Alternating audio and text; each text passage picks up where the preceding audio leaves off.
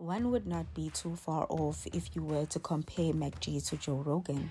Just like Joe, Macg has managed to grow a wild idea into the biggest podcast in South Africa and number 2 most listened to in South Africa just after the Joe Rogan experience. Now, is it through all the beefs with celebrities or the controversial topics that Macg talks about on his podcast? Let's compare the two similarities between the two geniuses of the podcast industry. Just like Joe Rogan, Macg is a brilliant broadcaster, a television sensation from Crazy, and Joe is one from Fear Factor. The biggest podcasters, controversial topics that they attack, and celebrity interviews. I mean, no disrespect to anyone I talk about in this video. This video is strictly for educational or entertainment purposes. Everything I am about to say is just information that I have found on the internet and compiled it into one video. One thing Macg prides himself about is his loyal chillers and his loyalty to them. He swears by not liking the entertainment industry and will attack any current affairs without limits and fear. My obligation is to always be true to the chillers at all points, at all times, you know? So if it offends Spoo or whoever, I couldn't care less. As long as the chillers are happy, that's all that matters to me. Now ask yourself, is that why the chillers love him? Is that why he has grown into the biggest podcast in South Africa? Or is that why he has continuously fallen out with multiple celebrities? 25th of January 2021, episode 220. Saul Penduga's comments, or insensitive jokes rather, were not welcomed by the LGBTQI+ community nor the chillers. He brought Twitter to a standstill and cancellation was called upon the podcast. Celebrities like Minnie Dlamini saw an opportunity to voice their 2 cents. But Macg wondered why the same energy is not expressed if ever GBV is being spoken about. 4 days later, after the episode aired, on the 29th of January 2021, they aired an episode with a special guest from the LGBTQI community by the name of Yaya Vundla. Yaya Vundla's bio on Instagram reads as follows: multi-award-winning transgender activist, media personality, fashion entrepreneur, curator, CAB member, trans clinic. Yaya came to this episode to inform not only the podcast members but the rest of South Africa that was watching about the dangers of the insensitive jokes Saul had made. Yaya also educated and reprimanded them, but this did not cancel the podcast like Tweeps had requested. Instead, podcast and chill grew in numbers. 3rd of December 2021, episode 309, the Jub Jub interview.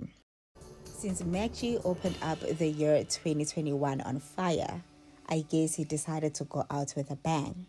In Jub Jub's interview, many topics and issues were addressed, but one that made people go up in arms was when Jub Jub mentioned Amanda DuPont. But what made this situation worse was the serious allegation that Amanda brought up, which again called for the cancellation of the podcast. The allegations that were made by Amanda caused her to allegedly sue Jub Jub, which she allegedly later on decided to drop. But she didn't stop there. She also called for women that have been in a similar situation as her, but in the hands of Macg, to come out and join her. She said the woman must DM her, I'm guessing on Instagram, and she will fight together with them. This whole saga, however, only increased the podcast's numbers instead of demolishing it.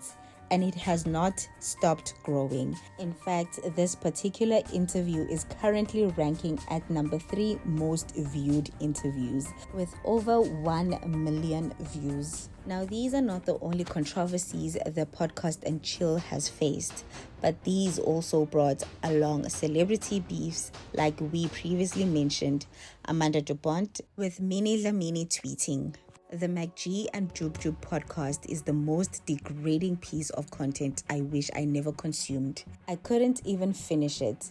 You guys should be ashamed of yourselves.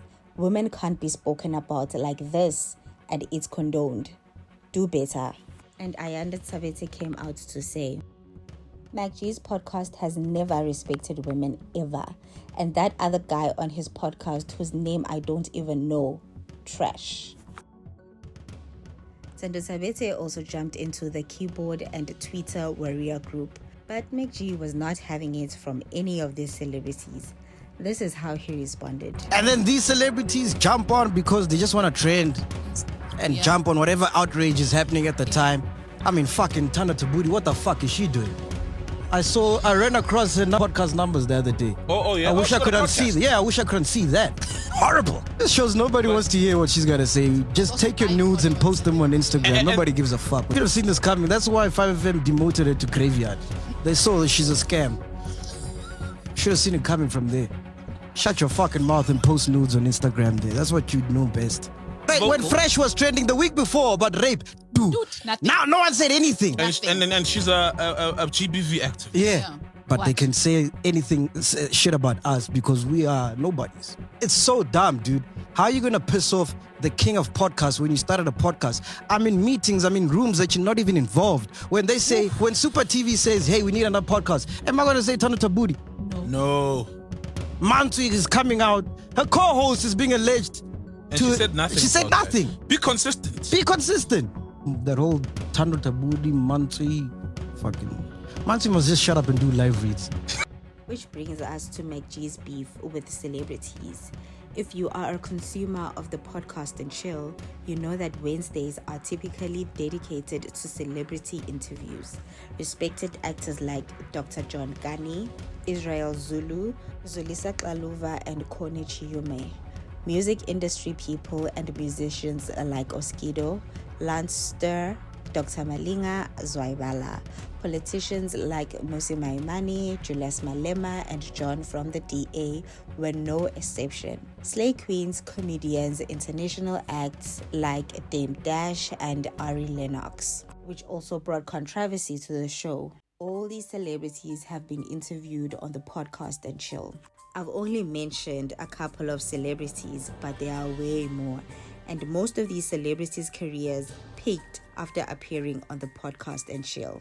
However, some celebrities have come out and bluntly said they'll never come to the podcast because this podcast ruins careers, like DJ Maphorisa, for instance. Macg has expressed how good of an interview he thinks it would be, where he had to have DJ Maphorisa on the podcast.